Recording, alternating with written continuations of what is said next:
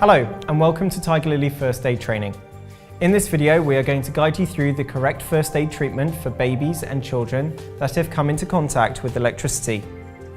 In particular, we are going to look at the different kinds of electrical shock, the signs and symptoms that may follow, and the appropriate first aid treatment. So, what exactly is an electric shock? Well, there are two types of electrical voltage, high and low. And the type of voltage that the child has come into contact with will determine your next steps. High voltage comes from things like power lines and overhead cables, and these can provide extreme danger for both the casualty and the first aider. So, ensure yourself and others are safe, as the electricity might arc up to 18 meters or 20 feet down from the electrical source. Low voltage is the most common electrical source, as it's in homes, workplaces, and is pretty much everywhere in our day-to-day lives. Low voltage still provides significant risk to the casualty and yourself, and your main priority is to keep yourself and others safe from further danger. So, what should we be looking out for when a baby or a child suffers an electric shock? Well, the extent of the signs and symptoms can depend on a range of things, such as type of voltage and the path that the electric current takes. Electric shocks can often cause burns to the skin. These may appear minor on the skin, but can cause damage deeper in the body. If the child was thrown from the electrical source, they may have additional injuries, such as fractures or spinal damage. The child might also stop breathing and go into cardiac arrest. There are several important signs and symptoms to watch out for and issues to consider. So, how should we treat a child that has suffered an electrical shock injury? Well, let's firstly look at the shocks from high voltage, such as a power line or an overhead cable. At the scene, take great care to keep yourself and others safe, as a live electricity can arc up to 18 meters into the air.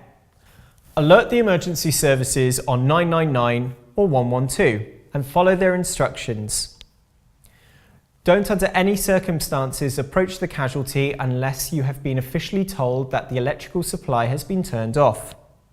Now, let's look at the treatment of shocks from low voltage sources, such as those commonly found in homes where you work. Firstly, make sure that you approach the injured child with caution. Ensure that the electrical supply is turned off, ideally from the mains. If you're unable to switch off the main supply, carefully move the source away from the casualty using an item that does not conduct electricity. Something like wood or plastic would be perfect. As soon as you've moved the source away from the casualty, perform a primary survey. Remember to always seek medical advice for all electric shocks. If the shock is serious, call 999 or 112 and follow their instructions. A few other key points that you may find useful. Plug-in electrical socket covers are dangerous, especially for children. Do not use them. If a curious child was to remove one and to reinsert it upside down, they could be exposed to 240 volts. That could be fatal. Standard UK plug sockets are already the safest in the world.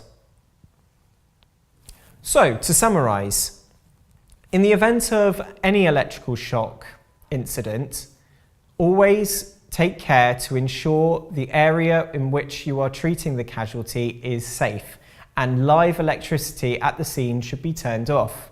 Where high voltage has caused the shock, the dangers are extreme, as the electricity involved can arc and cause serious injury or be fatal. Remember that surface wounds or burns may be an indication of damage deeper inside the body.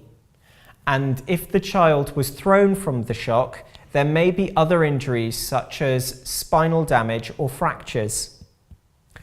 When safe to approach, perform a primary survey. That concludes our training video on the first aid treatment of electric shocks, and I hope you found the information useful. Thanks for watching.